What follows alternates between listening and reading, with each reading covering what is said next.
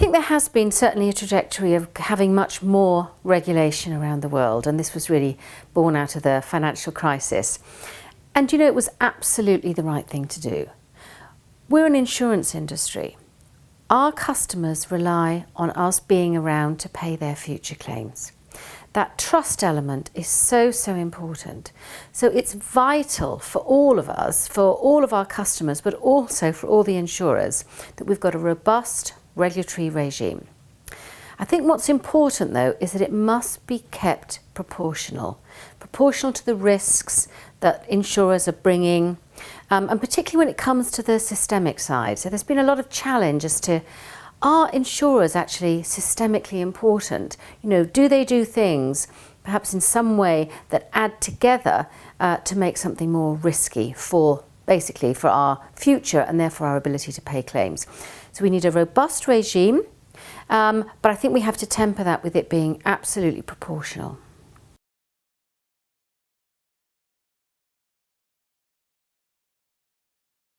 Quite a lot of the work we've been doing recently over the past few years with the regulators, and particularly with associations of international supervisors and things, where we're trying to get some sort of convergence coming on in the world. Most of us in insurance have global businesses. We've been operating in a global environment for a long time.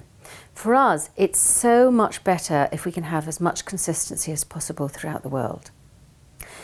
And I believed we were getting there. I think what's happened now in the current political climate, we seem to be getting further away from having some consistency.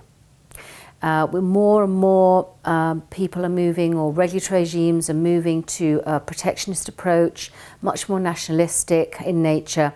And we've been doing a lot of analysis around this, particularly on the reinsurance side, where we've noticed a dramatic increase in barriers to doing global reinsurance, cross-border barriers and things like that, making it much more difficult, and there's a lack of inconsistency. So I think at the moment, particularly in the current regime, it feels it's going to be a much longer journey if we're going to get international capital standards rolled out at all. I think it's just much tougher now.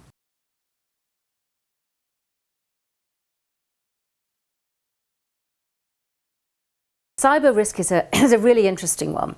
It affects insurers almost really in two ways, or perhaps more, but the two main ones that I can think of. One is all of the customers that we're insuring have cyber risk. They're using technology, their business models are changing. Their business models are under threats that perhaps they've never really experienced before. So we've got to adapt our product and understand what that means for our insurance, our insurance sector globally. But we ourselves, as businesses, have cyber risk ourselves. We have lots of data, stacks of data. We've been collecting data for years. We've got all sorts of data that we're keeping. So we are, susceptible to being attacked, maybe for malicious purposes. Now, we know at the moment that about 90% of breaches of whatever sort, 90% of them are actually caused by employees. Not usually maliciously, just user error. So we know that there's a lot of things that we can actually take action about and look at. But there are also issues around, is there some sort of systemic threat out there? Some body, some entity, some force that wants to actually have some sort of structured cyber attack on our sector. I mean, these are the things, and this is, of course, again, when you're looking at it from a global perspective, and you're looking at it in terms of how can regulation ensure that they're keeping up to date with that growing risk? How can they connect themselves across the world to attack or look at and mitigate an issue that knows no geographic boundaries?